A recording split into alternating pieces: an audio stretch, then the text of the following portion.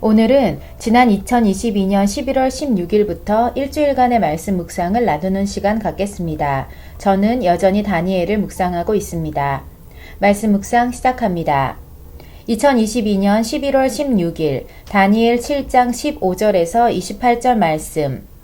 다니엘이 본 환상의 뜻이 무엇인지 정확히 알 수는 없지만 하나님께서 내 마음에 주시는 말씀은 이것이다.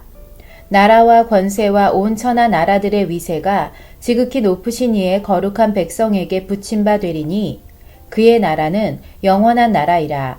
모든 권세 있는 자들이 다 그를 섬기며 복종하리라.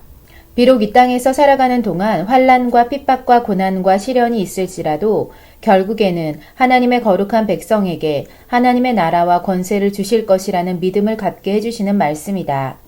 우리 모두는 출구 없는 터널을 통과할 때 좌절감을 느끼고 두렵지만 그 끝이 보이는 길을 걷게 되면 기꺼이 감당할 힘이 생긴다. 소망과 이김을 주시는 하나님을 기억하며 감사하는 하루가 되자. 아자아자. 2022년 11월 17일 다니엘 8장 1에서 14절 말씀. 다니엘에게 보여진 또 다른 환상이 등장한다. 순양과 순념소의 환상인데 그 내용과 해석에 대한 이해보다도 내게는 성소가 정결해지는 2300주야라는 숫자가 더 의미 있게 다가옴을 느낀다. 그렇다면 하나님께서 내게 말씀하고 싶으신 것은 무엇일까? 결국 시간에 대한 말씀인 것 같다. 2300주야라는 시간이 걸려야 비로소 성소가 정결케 되는데 그 과정에서 여러 가지 복합적인 일이 발생하고 하나는 매일 드리는 제사이다. 거룩한 백성들이 매일 드리는 제사가 있지만 동시에 또 다른 곳에서는 망하게 하는 죄악된 일도 행한다고 성경은 말하고 있다. 또 성소와 백성이 원수에게 짓밟힌 바 된다고도 말한다. 결국 이 모든 일은 우리가 살아가는 인생의 한 단면을 보여주는 말씀인 것 같다.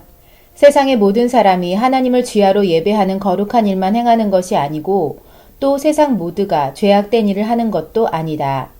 선과 악이 공존하고 있고 하나님을 예배하는 자들과 그렇지 않는 사람들이 치열하게 함께 살아가고 있다. 하지만 이 모든 과정을 거쳐가고 나면 결국 하나님의 성소가 정결케 되는 것 같이 그 결국이 무엇인지 보게 될 것이다. 미래가 보인다고 해야 할까? 그러니 우리는 이 같은 환상의 말씀을 읽으면서 그 결말까지도 보고 있기에 지금 이 순간을 어떻게 살아야 하는지도 깨닫게 되는 것 같다. 기다림의 시간이 꽉 찰 때까지 죄악된 일을 행하는 쪽이 아닌 거룩한 백성들이 매일 드리는 제사에 참여하는 사람이 되어야 하겠다. 2022년 11월 18일 다니엘 8장 15절에서 27절 말씀. 하나님의 천사 가브리엘이 비전에 대한 해석을 알려주려 다니엘에게 찾아왔다. 다니엘은 이 환상을 보고 듣고 간직하는 책임을 맡게 되었다. 가브리엘은 다니엘에게 그 환상은 미래에 일어날 일이니 그 환상을 간직하라고 말한다. 여기서 질문이 하나 생겼다. 하나님께서는 지금 당장 일어날 일도 아닌 미래의 일을 굳이 다니엘에게 보여주시고 또 그것을 간직하라고 말씀하신 이유가 뭘까? 하나님은 그분 홀로 일하시지 않으시고 그분의 백성들에게 그 일을 나누어서 일하신다. 하나님 아버지는 성자 예수 그리스도와 성령님과 그 뜻을 나누시고 일을 행하시듯 인격적이신 하나님은 우리 인간들에게도 당신께서 행하실 일을 보여주신다. 아모스에서 말하기를 여호와께서는 자기의 비밀을 그 종 선지자들에게 보이지 아니하시고는 결코 행하심이 없으시리라 라고 하셨는데 오늘 다니엘에게 하신 말씀과도 일맥상통함을 느낀다. 이 세상 어딘가에 아니 곳곳에 하나님 나라의 비전과 환상을 보는 자들이 분명히 있을 것이고 또 분명 그들은 그 비밀을 맡을 만한 사람들일 것이다. 물론 비밀을 맡은 자의 책임감은 엄중할 테지만 그만큼 하나님의 특별한 신임과 사랑을 받는 것도 분명하다는 생각이 든다. 나 역시 하나님의 비밀을 맡을 만한 충분한 자격을 갖춘 하나님의 사람이 되길 소망한다. 2022년 11월 19일 다니엘 9장 1에서 19절 말씀. 다니엘이 기도의 사람인 것은 알고 있었으나 오늘 보니 그가 얼마나 기도의 진심이었는지를 다시 한번 느낄 수 있다.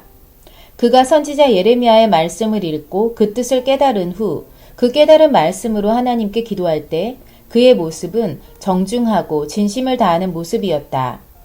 그는 금식하며 베옷을 입고 재를 덮어 쓰고 그리고 기도하고 간구했다. 그냥 생각나서 잠시 눈을 감고 또 잠시 기도하는 우리의 모습과 태도와는 차원이 다른 태도가 그에게는 있었다. 기도는 어떻게 해야 하는지에 대한 마음 자세를 새롭게 할 수 있는 말씀인 것 같다. 준비된 마음과 태도가 기도에 있어서 중요하다. 기도하기 위해 나가더라도 준비를 해야 하고 예배 드리러 나갈 때에도 물론 준비를 해야 한다. 말씀 묵상을 할 때도 먼저 준비를 해야 한다. 그러고 보니 일상의 모든 일에 준비 없이 되는 일이 없다. 준비를 한다는 것은 그것에 진심을 담는 태도인 것이다. 준비라는 말은 너무 당연한 것 같아서 혹은 너무 익숙해져 버린 단어여서 그 의미가 많이 퇴색한 듯 하지만 우리 그리스도인들에게 있어서는 그 어떤 무엇보다 중요한 단어이다. 준비하는 사람, 준비된 사람으로 하나님 앞에 서고 싶다. 2022년 11월 20일 다니엘 9장 20절에서 27절 말씀. 역시 다니엘은 남달랐다. 그의 기도는 고요 속에서의 외침이 아니었고 하나님께서 기뻐 받으시고 또 반응하시고 또 응답하시는 기도였다. 우리는 그냥 기도하지만 다니엘은 기도하는 것조차 몸과 마음을 준비시켜 기도에 임했고 그래서인지 그가 기도할 때 하나님은 천사 가브리엘을 보내사 말씀하신다. 그리고 가브리엘은 그가 기도를 시작할 즈음에 하나님의 명령이 임하사 그가 다니엘에게 지혜와 총명을 주러 왔다고 했다. 결국 우리의 기도의 시작과 끝은 하나님께 기억하신 바 되는 행위임이 증명되는 것이다. 하나님은 우리의 앉고 일어섬을 아시듯 우리의 기도의 시작도 끝도 아시는 분이시다. 그러하기에 우리가 행하는 기도에 대충이란 있을 수 없다. 왜냐하면 하나님이 아시기 때문이다.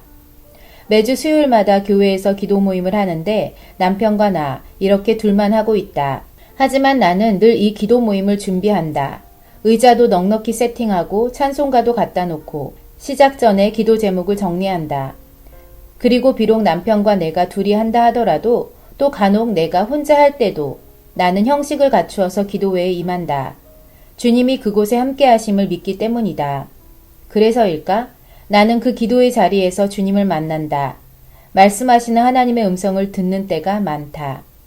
오늘의 말씀은 내게 격려와 힘을 주시는 말씀인 것 같아서 감사하다. 하나님께서 나의 기도의 시작과 끝을 감찰하고 계신다고 생각하니 마음이 더욱 새로워지고 뜨거워짐을 느낀다. 감사합니다, 주님. 2022년 11월 21일 다니엘 10장 1에서 9절 말씀. 또 다니엘에게 환상이 임한다. 그런데 그에게 하나님의 비전이 보여질 때면 늘 그가 하나님 앞에서 겸비되어 있을 때마다이다. 오늘 말씀에서도 그는 새 이래 동안 슬퍼하며 새 이래가 차기까지 좋은 떡을 먹지 아니하며 고기와 포도주를 입에 대지 아니하며 또 기름을 바르지 않았다. 이렇게 그는 하나님 앞에서 늘 준비된 겸손함으로 서 있었고 그래서이제 하나님은 늘 다니엘의 기도에 적극적으로 말씀하셨다. 우리는 과연 하나님 앞에서 얼마나 준비된 사람들인가? 성경은 말한다. 여호와께서 하늘에서 인생을 굽어 살피사 지각이 있어 하나님을 찾는 자가 있는가 보려 하신다고. 어쩌면 다니엘은 하나님의 눈에 딱 들어오는 하나님께서 찾으시는 사람이었던 것 같다. 그렇다면 우리는 하나님께서 찾으실 때 하나님의 눈에 딱 들어오는 그런 준비된 사람일까?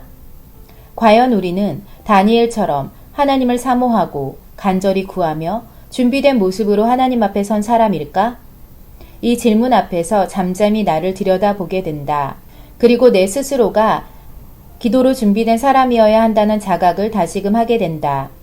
특별히 대강절을 앞두고 있는데 이번 크리스마스 시즌에는 더욱 겸비된 하나님의 사람이 되어 예수님과의 만남을 기대하며 기다려야겠다. 2022년 11월 22일 다니엘 10장 10에서 21절 말씀. 하나님의 천사가 다니엘을 부를 때마다 다니엘에게 큰 은총을 받은 사람 다니엘아 라고 부른다. 한두 번이 아니라 계속 큰 은총을 받은 사람 다니엘아 라고 불렀다. 다니엘의 별명을 굳이 붙이자면 은총을 받은 자이다. 그리고 이 별명은 다니엘에게만 허락된 것이 아니고 이 말씀을 읽고 묵상하고 기도하는 내게 허락된 것이기도 하다고 나는 믿는다. 말씀 묵상을 시작한 1999년부터 지금까지 난 말씀을 묵상하고 깨달을 때마다 성경 인물의 그 특징과 별명을 내게도 허락해달라고 하나님께 기도했다.